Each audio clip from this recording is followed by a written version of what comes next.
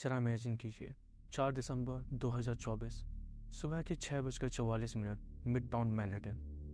शहर अभी अभी जाग रहा है।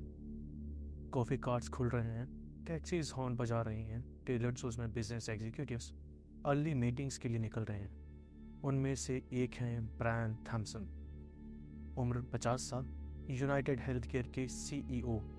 वो अकेले न्यूयॉर्क हिल्टन की तरफ चल रहे हैं। एक इन्वेस्टर कॉन्फ्रेंस है, एक आम सी वेडनेसडे मॉर्निंग, लेकिन 3 गोलियां और अचानक ये न्यूयॉर्क का एक और दिन नहीं रह जाता। ये शुरुआत थी एक ऐसी कहानी की जो अमेरिकन हेल्थ केयर सिस्टम के सबसे अंधे कानों को उजागर करने वाले थी। सोशल मीडिया पर गुस्से की आग लगने वाली थी और एक 26 साल के आइवी लीग ग्रेजुएट को अमेरिका का सबसे ज़्यादा सर्च नाम बना देने वाली थी। लेकिन इस केस को अलग करने वाली बात, सबसे डरावनी बात मर्डर नहीं था, बल्कि वो था जो उसके बाद हुआ।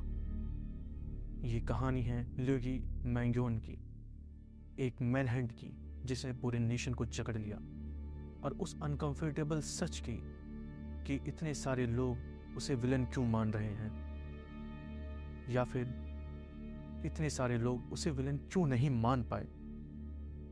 कुछ ही घंटों में इन्वेस्टिगेटर्स एविडेंस खंगालने लगे, shell casing, surveillance footage, witness statements, लेकिन फिर उन्हें कुछ ऐसा मिला जिसने पूरी इन्वेस्टिगेशन की दिशा बदल दी। शेल केसिंग पर, यानी खाली बुलेट कार्ट्रिज पर, किसी ने 3 शब्द खोदे थे: डिनाई, डिफेंड एंड डिपोज। अगर आपने कभी इंश्योरेंस कंपनी से लड़ाई की हो, अगर कभी क्लेम रिजेक्ट हुआ हो, अगर कभी डॉक्टर द्वारा लिखित ट्रीटमेंट के लिए घंटों होल्ड पर रहे हो, तो ये वर्ड्स आपको चैने पहचाने लगेंगे। Deny, defend, depots health care circles में बदनाम फ्रेज है। एलिजिडली इंश्योरेंस कंपनीज का प्ले बुक: पहले क्लेम डिनाई करो, फिर अपील्स के खिलाफ डिफेंड करो, फिर पेशेंट को लीगल प्रोसेस में थका दो जब तक वो हार ना मान ले। ये रैंडम किलिंग्स नहीं थी, ये एक मैसेज था। NYPD ने तुरंत मोबिलाइज किया, सिटी के रिसेंट हिस्ट्री की सबसे बड़ी मैनहंट्स में से एक। उनके पास सर्वेलेंस फुटेज थी, एक डार्क जैकेट पहने फिगर, चेहरा मास्क से ढका हुआ। उसके मूवमेंट्स को मूवी रिवाइंड करने की तरह ट्रेस किया गया। 24 नवंबर अटलांटा से बस द्वारा न्यूयॉर्क पहुंचता है। Fake ID, Upper West Side के हॉस्टल में check in, cash payment, no credit card, no digital trail. ये आदमी जानता था वो क्या कर रहा है। 10 दिन तक वो वेट करता रहा, प्लान करता रहा, ब्रायन थॉम्सन के रूटीन ऑब्जर्व करता रहा, और फिर 4 दिसंबर शूटिंग के बाद वो गायब हो जाता है, अमेरिका के सबसे बड़े शहर में धुएं की तरह। NYPD इमेजेस रिलीज करती है, एक फोटो खास बन जाती है हॉस्टल के CCTV के। मास्क कुछ सेकंड के लिए नीचे होता है, एक यंग आदमी, हल्की सी smile, almost boyish. Photo viral हो जाती है, मिलियंस ऑफ शेयर्स, हर पिक्सल एनालाइज किया जाता है। रिवॉर्ड बढ़ता है, $10,000, फिर $60,000। FBI हंट में शामिल होती है। दिन बीतते हैं, कुछ नहीं। फिर 5 दिन बाद मैनहट्टन में 280 माइल दूर पेनिसिल्वेनिया में एक छोटे से टाउन में एक मैकडोनल्ड एम्प्लॉय टेबल साफ कर रही होती है। वो ऊपर देखती है, उसका दिल बैठ जाता है। वो चेहरा पहचानती है। अल्टोना, पेंसिल्वेनिया, 9 दिसंबर। पुलिस जब उस यंग आदमी से ID मांगती है, वो फेक नेम देता है।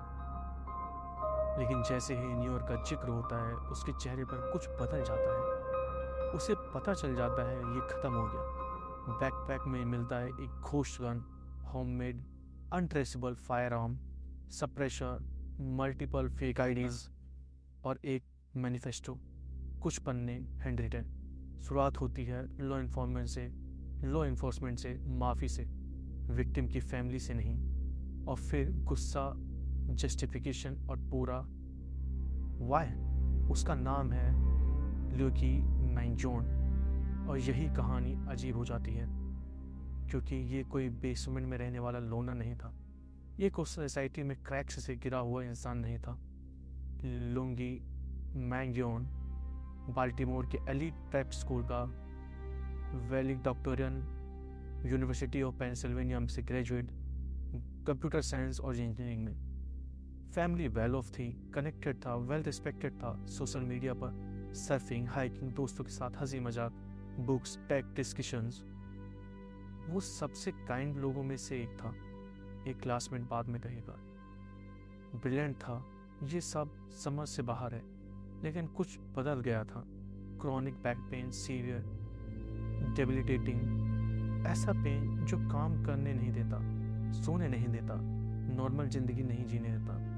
हेल्थ केयर सिस्टम से लड़ाई, insurance denials, appeal, bureaucratic nightmare. उसकी रीडिंग हैबिट डार्क होती गई।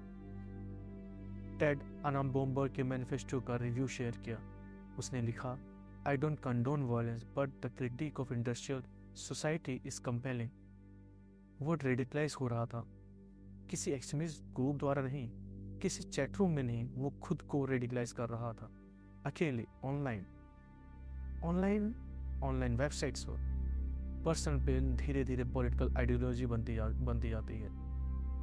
और ब्रायन थॉमसन अब इंसान नहीं रहा, वह एक सिंबल बन गया। और फिर आया वो रिएक्शन जिसने सबको हिला दिया। लुगी मैंग्योन सिर्फ सस्पेक्ट नहीं रहा, कई लोगों के लिए वो हीरो बन गया। 48 घंटे के बाद फ्री लुगी मर्चेंडाइज ऑनलाइन आ गया, T shirt, hoodie, coffee mugs, TikTok video, millions of view. उसे रेवोल्यूशनरी बताया गया और मार्केटर कहा गया। लीगल डिफेंस फंड में थाउजेंड्स ऑफ डॉलर्स आ गए। Young people, Gen Z, millennials video बना रहे थे। मैं सपोर्ट नहीं करता लेकिन समझता हूँ, कुछ सेलिब्रेट कर रहे थे। एक पोल में सामने आया, 18 से 29 साल के 41% अमेरिकन ने किलिंग को एक्सेप्टेबल या समवॉट एक्सेप्टेबल कहा। Nearly half. ये इंटरनेट ट्रोलिंग नहीं था, ये कुछ और था, क्योंकि इसका मतलब था लाखों लोग हेल्थ केयर सिस्टम से इतने डूब चुके हैं कि जब किसी ने वापस वार किया तो उन्हें समझ आया। एग्री नहीं किया लेकिन समझ आया। अमेरिका दुनिया में सबसे ज़्यादा हेल्थ केयर पर खर्च करता है, फिर वही मेडिकल डेट बैंकरप्सी की सबसे बड़ी वजह है। लोग इंसुलिन राशन करते हैं, दवाइयाँ छोड़ देते हैं, रेंट और कीमोथेरेपी में से चुनते हैं। इंश्योरेंस डिनायल रिकॉर्ड पर है, सीओ करोड़ों कमाते हैं, पेंशन अप्रूवल का इंतजार करते करते मर जाते हैं। और एक वुमेन ने, मैं अपनी माँ को फ़ोन पर रोते देखा, कैंसर ट्रीटमेंट के लिए कवरेज मांगते हुए।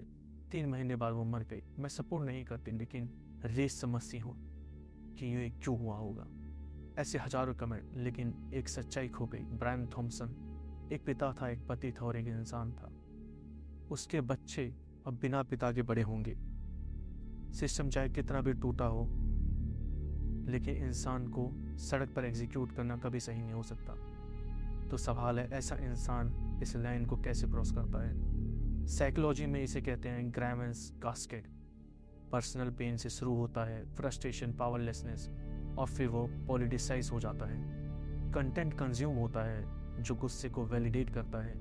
ऑनलाइन कम्युनिटीज़, मैनिफेस्टोस, कॉर्पोरेट पावर की आलोचना, और फिर आता है सबसे डेंजरस हिस्सा, मोरल डिसएंगेजमेंट। टारगेट इंसान नहीं रहता, वो सिंबल बन जाता है। और जब आप खुद को सिस्टमिक एविल के खिलाफ युद्ध में मान लेते हैं तो एक्सट्रीम मेजर्स जस्टिफाइड लगते हैं। यही लॉजिक टेररिज्म की भी होती है। हर आइडियोलॉजी में, हर एरा में। ल्यूकी के मैनिफेस्टो में भी यही था कि हेल्थ केयर सिस्टम खुद वायलेंस है, बस स्लो और प्रॉफिटेबल। उसके दिमाग में वो बस बैलेंस कर रहा था। लेकिन यही सोच सबसे ज़्यादा खतरनाक है, क्योंकि ये कभी काम नहीं करती। हेल्थ केयर ठीक नहीं हुआ, एक भी पेशेंट नहीं बचा, बस विक्टिम्स बढ़े। ल्यूकी मैंग्योन की हंटिंग खत्म हो चुकी है, वो कस्टडी में है, ट्रायल होगा, लीगल जस्टिस मिलेगी। लेकिन जो सवाल उसने उठाए वो अब शुरू हुए हैं। ये केस अमेरिका के सामने एक मिरर है, रिफ्लेक्शन अनकंफर्टेबल है। 3 सब डिनाइड, डिफेंड एंड डिपोज, इंडैक्टमेंट भी है और वार्निंग भी। जब इंस्टीट्यूशन लोगों को इतना तोड़ दे तो कोई ना कोई वापस वार करता है। अब चॉइस हमारी है, सिस्टम ठीक करेंगे या अगला ल्यूगी मैंग्योन वेट कर रहे हैं, क्योंकि अगर कुछ नहीं बदला तो अगला जरूर आएगा। Thanks for watching my video. Please like, share and subscribe my channel. Thank you.